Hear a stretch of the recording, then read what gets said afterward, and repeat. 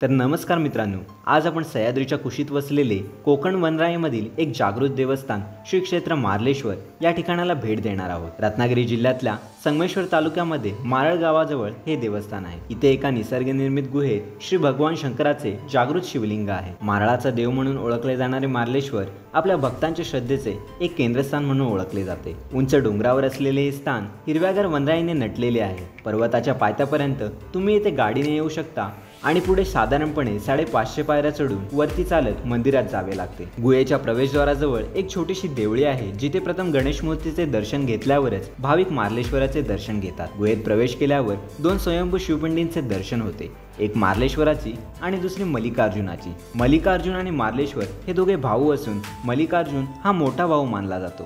गुहेत शंकराच्या पिंडीपुढे लावलेल्या समई आणि निरंजनाचा मंद उजेड असतो। विशेष म्हणजे इथे इतर कोणताही दिवा लावण्यास मनाई आहे। मकर संक्रांतीच्या दिवशी इथे मोठी यात्रा भरते आणि या दिवशी भगवान शंकर आणि पार्वतीचा लग्न सोहळा थाटामाटात पार पाडला जातो। मार्लेश्वरचे मुख्य आकर्षण म्हणजे धारेश्वर धबधबा। सह्याद्रीच्या कड्यावरून कोसळणारा हा धबधबा पुढे भावनदी म्हणून वाहू लागतो। पावसाळ्यात आजूबाजूला अनेक छोटे छोटे धबधबे कोसळतात। त्यांचे मनोहारी दृश्य आणि शुभ्र पाण्याचा प्रपात बघितल्यावर असे वाटते की जणू शंकराच्या जटेतून गंगाच कोसळत आहे। भर पावसाळ्यात हा धबधबा धडकी भरवणारा असतो, परंतु त्याचे सौंदर्य अप्रतिम असते। श्रावणात या हिरव्यागार डोंगरातून पडणाऱ्या धबधब्याचा आनंद घेण्यासाठी असंख्य पर्यटक येथे येतात। निसर्गरम्य परिसर, समोरचा कोसळणारा जलप्रपात आणि गूढ शांतता यांनी वेढलेला मार्लेश्वरचा परिसर मनात खोलवर घर करतो। जर या पावसाळ्यात तुम्हाला निसर्गाचा आनंद लुटायचा असेल तर या ठिकाणाला नक्की भेट द्या।